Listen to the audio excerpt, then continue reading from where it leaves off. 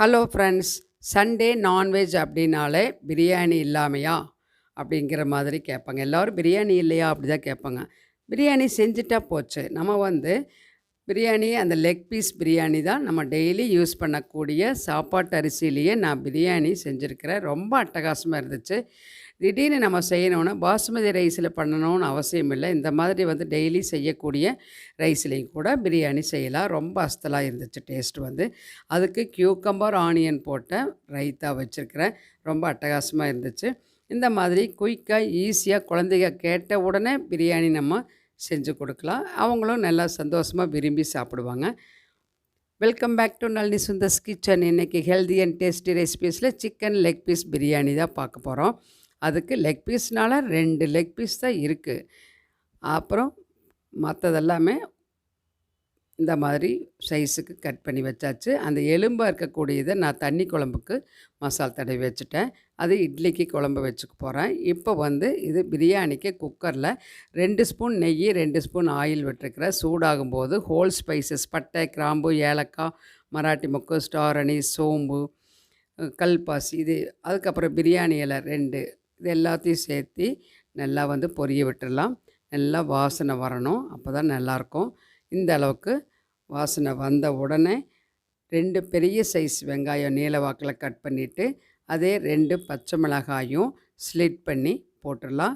போட்டு இந்த அளவுக்கு நிறம் மாற வரைக்கும் வதக்கி விட்டுட்டு 2 பெரிய சைஸ் தக்காளி எடுத்துட்டேன். அதையும் சேர்த்து நல்லா மசிஞ்சு வர்ற வரைக்கும் இந்த தக்காளியை நல்லா வந்து வதக்கி விட்டுடலாம். நல்லா மசியணும் தக்காளி. பாருங்கள், இந்த அளவுக்கு வரணும். இப்போ தான் நம்ம இஞ்சி பூண்டு பேஸ்ட்டு வந்து 2 டேபிள் ஸ்பூன் சேர்த்திக்கிறேன். அதில் வந்து பார்த்திங்கன்னா 1 இன்ச்சுக்கு தான் இஞ்சி, அதுக்கப்புறம் பூண்டு தான் அதிகமாக சேர்த்திக்கிறேன். இப்போது அதையும் பச்சை வாசனை போகிற வரைக்கும் வதக்கி விட்டாச்சு. இப்போது மசால் பொடி பார்த்திங்கன்னா 1/2 ஸ்பூன், அதாவது டேபிள் ஸ்பூனில் 1/2 ஸ்பூன் தனி மிளகாத்தூள், டீஸ்பூன்னா 1 போட்டுக்கோங்க. இங்கே ஹோம்மேட் பிரியாணி மசாலா நான் வந்து அரைச்சி வச்சுருக்கிறேன். அதை தனி வீடியோவில் போடுறேன். அது 1 டேபிள் ஸ்பூன் நான் சேர்த்திக்கிறேன். வேறு எதுவுமே சேர்த்துல. இது மட்டும் போதும். நம்ம எவ்வளவு செய்கிறோமோ அதுக்கு தக்கவாறு நீங்கள் வந்து சேர்த்திக்கோங்க. இப்போ 1/2 கிலோ சிக்கன் எடுத்துருக்கிறேன் நான். அதுக்கு இந்த 1 டேபிள் ஸ்பூன் சேர்த்திருக்கிறேன். இப்போ அதையும் நல்லா கலந்து விட்டாச்சு. இப்போது நம்ம ஆல்ரெடி வந்து சுத்தப்படுத்தி வச்சக்கூடிய சிக்கன் நம்ம துண்டுகளை இதில் சேர்த்து மசாலா பிடிக்கிற மாதிரி நல்லா மிக்ஸ் பண்ணி விட்டுடலாம். இந்த சிக்கன் வந்து பார்த்திங்கன்னா ஒரு 3-4 தடவை நல்லா கழுவிட்டு உப்பு, மஞ்சத்தூள், லெமன் புழிஞ்சு வச்சுருக்குது. அதுதான் நம்ம இதில் சேர்த்திக்கிறோம். இப்போ நல்லா கலந்து விட்டாச்சு.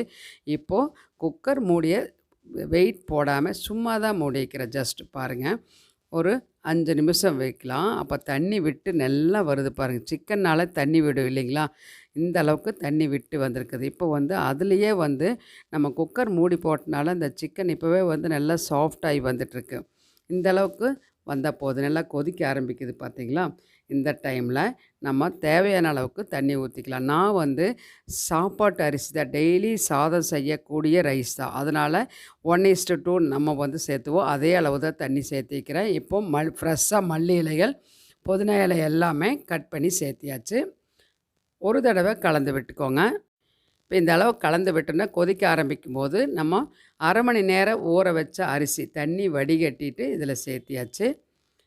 இப்போ சேர்த்திட்டு இதுக்கு தேவையான அளவுக்கு கல் உப்பும் சேர்த்திக்கலாம். சேர்த்தி நல்லா கலந்து விட்டுக்கோங்க. கலந்து விட்டு உடனே லிட்டு போடாமல் நம்ம சாப்பாட்டுக்கு எப்படி வந்து சேர்த்துவோம் அதே மாதிரி தண்ணி கொதிக்கும் போது தான் நான் ரைஸ் சேர்த்து சாப்பாட்டுக்கே வைப்பேன். அதனால் அதே மாதிரி வச்சிடலாம். இப்போ நல்லா கொதிச்சுட்டு இருக்குது பாருங்கள். இப்போ லிட்டு போட்டுடலாம்.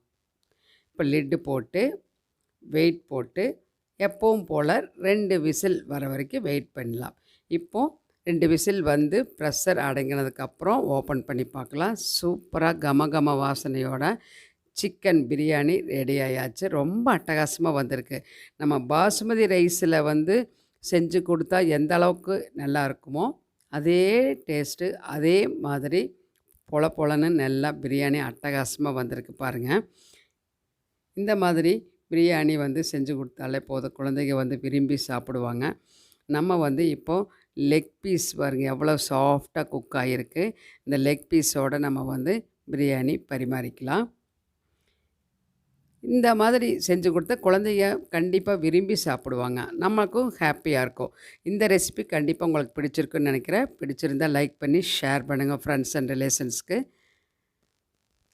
இதுக்கு வந்து நம்ம வெள்ளரி பிஞ்சும் ஆனியன் போட்டு ரைத்தா, அதாவது கியூக்கம்பர் ஆனியன் ரைத்தா வந்து வச்சுருக்கிறேன். ரொம்ப அட்டகாசமான காம்பினேஷன்.